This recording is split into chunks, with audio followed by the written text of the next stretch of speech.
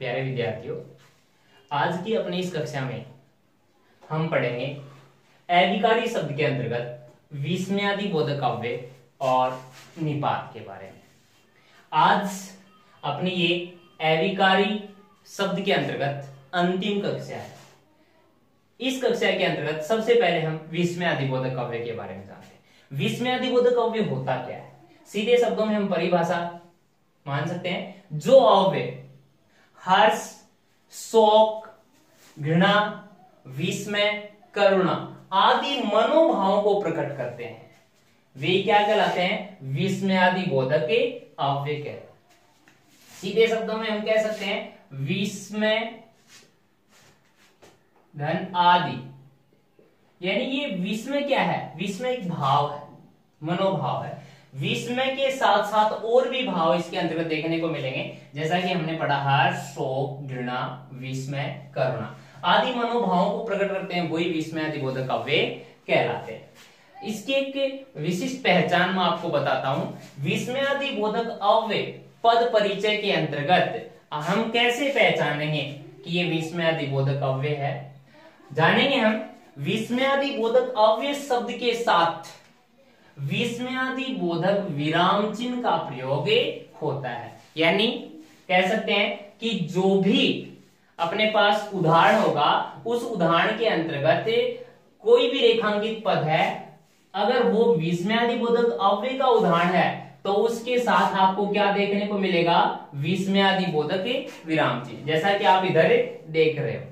तो ये इसकी विशिष्ट पहचान है, आसानी से पहचान पाएंगे आप। रेखांकित पद जो भी है उसके साथ अगर विस्मयादि बोधक अव्यय विस्मयादि बोधक विराम चिन्ह अगर आपको देखने को मिल रहा है तो वो विस्मयादि बोधक अव्यय के अंतर्गत आएगा। अब हम जानेंगे विस्मयादि बोधक अव्यय के भेद, यानी विस्मय के साथ साथ और कौन कौन से मनोभाव हमें देखने को मिलते हैं। विस्मयादि बोधक अव्यय के भेद के अंतर्गत सबसे पहले हर्ष सूचक विस्मयादि बोधक अव्यय हर्ष मनोभाव को दर्शाएंगे। वो कुछ अव्यय शब्द हैं हमारे पास, जैसे कि आहा, वाह, शाबाश, बहुत खूब, ये सब हर्ष सूचक विस्मयादि बोधक अव्यय शब्द हैं। दूसरा है स्वीकार सूचक या अनुमोदन सूचक। स्वीकार सूचक या अनुमोदन सूचक विस्मयादि बोधक अव्यय के अंतर्गत हम देखते हैं हाँ, स्वीकारना, जी हाँ, अवश्य, ठीक, बहुत अच्छा, ये सब स्वीकार सूचक या अनुमोदन सूचक विस्मयादि बोधक अव्यय कहलाते हैं। अगला भेद हम जानेंगे शोक सूचक। शोक दुख का भाव, तो दुख भाव को दर्शाने वाले कुछ अव्यय शब्द हैं हाय, ओह, हे भगवान, उफ, राम राम, ये सब क्या है? ये शोक मनोभाव को सूचित करते हैं। अगला है भय मनोभाव, यानी भय मनोभाव को सूचित करने वाला भय सूचक कहलाएगा। और भय सूचक के अंतर्गत कौन कौन से अव्यय हैं? जैसे अरे, बाप रे, उई मां, अरे मैया, त्राही त्राही, ये सब भय मनोभाव को दर्शाते हैं। अगला है अपने पास विस्मय सूचक। विस्मय बोले तो आश्चर्य भाव को दर्शाने वाले कुछ अव्यय शब्द हैं हमारे पास। अरे, क्या, सच, ओहो, हैं, ये सब क्या है? ये सब विस्मय या आश्चर्य सूचक के अव्यय शब्द हैं। अगला हमारे पास है संबोधन सूचक। संबोधन सूचक शब्द भी किसके अंतर्गत आते हैं? विस्मयादि बोधक के अव्यय के अंदर, यानी किसी को हम संबोधित करते हैं। कैसे? देखिए, अरे, अरी, ए, ओ, ये सब क्या है? संबोधन सूचक अव्यय शब्द है। इसके बाद हम बात करें तिरस्कार सूचक। तिरस्कार सूचक यानी बोल सकते हैं अपमान या घृणा भाव बोल सकते हो आप। जैसे देखिए हमारे पास है छी, हट, धिक, धत, ये सब तिरस्कार सूचक या इनको हम घृणा सूचक भी कह सकते हैं। अगला है अपने पास कृतज्ञता सूचक। कृतज्ञता सूचक शब्दों के अंतर्गत अव्यय शब्दों के अंतर्गत आएगा धन्यवाद, शुक्रिया, जिंदाबाद, ये सब कृतज्ञता सूचक अव्यय हैं। अगला है अपने पास चेतावनी सूचक। विस्मयादि बोधक अव्यय के अंतर्गत कौन कौन से हैं? होशियार, खबरदार, सावधान, ये सब थे विस्मयादिबोधक अव्यय के अंतर्गत कौन कौन से भाव हमें देखने को मिलते हैं, और इसके कुछ उदाहरण मैं आपके सामने रख रहा हूं। जैसे समझिए आप, हाँ मैंने उसे सूचित कर दिया। अब हाँ को यहां रेखांकित कर दिया। पद परिचय के अंतर्गत इस तरह के प्रश्नों का सामना हमें करना पड़ेगा। यहां हाँ को रेखांकित कर दिया।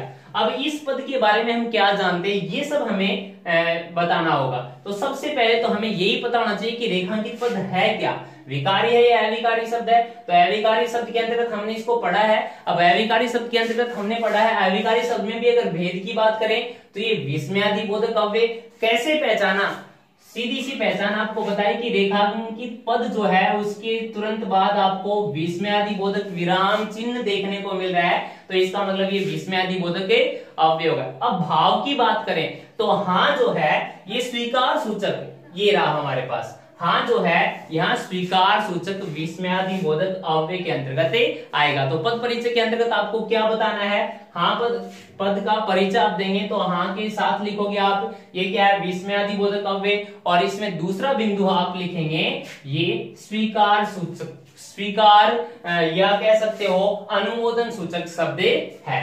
अब अगला जो पद है वो देखिए, शाबाश तुमने अच्छा अभिनय किया। यहाँ शाबाश जो रेखांकित पद है इसके साथ भी विस्मयादिबोधक विराम चिन्ह देखने को मिल रहा है। यहाँ शाबाश हमें देखना है, इसका परिचय हम देंगे तो ये विस्मयादिबोधक अव्यय हो गया। अब विस्मयादिबोधक अव्यय के अंतर्गत हम देखेंगे कि शाबाश कौन से भाव को दर्शा रहा है, तो सीधे शब्दों में हम शाबाश हर्ष सूचक शब्द है। जैसा कि मैंने आपको बताया ये रहा शाबाश हर्ष सूचक के शब्द, यानी हर्ष मनोभाव को सूचित करता है, प्रकट करता है, दर्शाता है। अगला है अरे ये कैसे हो गया।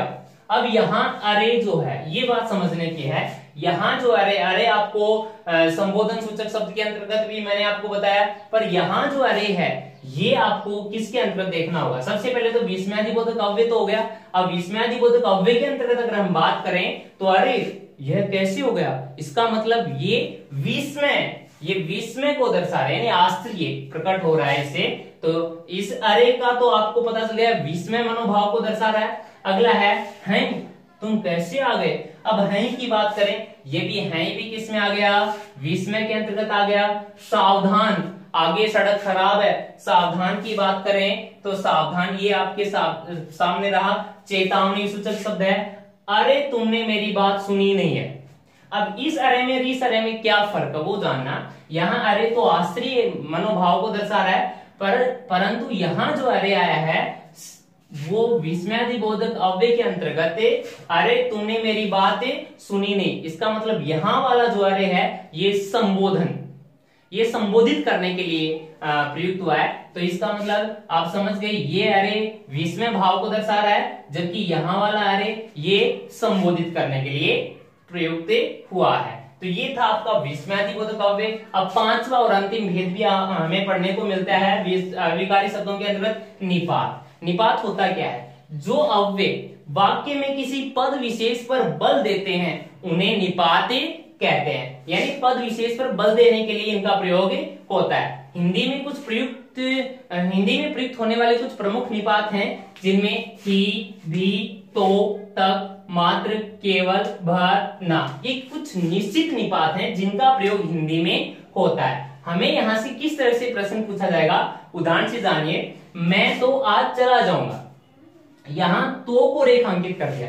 इस तो का प्रयोग हम नहीं करते तो भी वाक्य में सार्थकता थी, मैं आज चला जाऊंगा, परंतु इस वाक्य में हमने तो का प्रयोग कर दिया तो वाक्य क्या बन गया, मैं तो आज चला जाऊंगा। इसका मतलब यहाँ तो जो आया है ये क्या कर रहा है, ये किसी पद विशेष पर बल दे रहा है। अब किसी पद विशेष पर बल देने के लिए जिनका प्रयोग होता है वो क्या है, निपात होता है। तो मैं आज चला जाऊंगा ये सामान्य वाक्य, और मैं तो आज चला जाऊंगा तो यहाँ निपात का प्रयोग हो गया। अगला देखिए, बच्चे तक इस बात को समझते हैं, यहाँ भी तक क्या है, निपात है। अब देखिए बच्चे इस बात को समझते हैं, सामान्य वाक्य, और इसमें निपात का प्रयोग कर दिया तो बच्चे तक इस बात को समझते हैं, तो इसका मतलब ये उस पद विशेष पर बल डाल रहा है। वह आज आ सकता है, सामान्य वाक्य, और वह आज भी आ सकता है, तो ये भी यहाँ क्या है, भी क्या है, निपात। मुझे 2000 रुपए चाहिए, सामान्य वाक्य, और मैं कहूं मुझे मात्र 2000 रुपए चाहिए, तो मात्र यहां निपात के रूप में आ गया।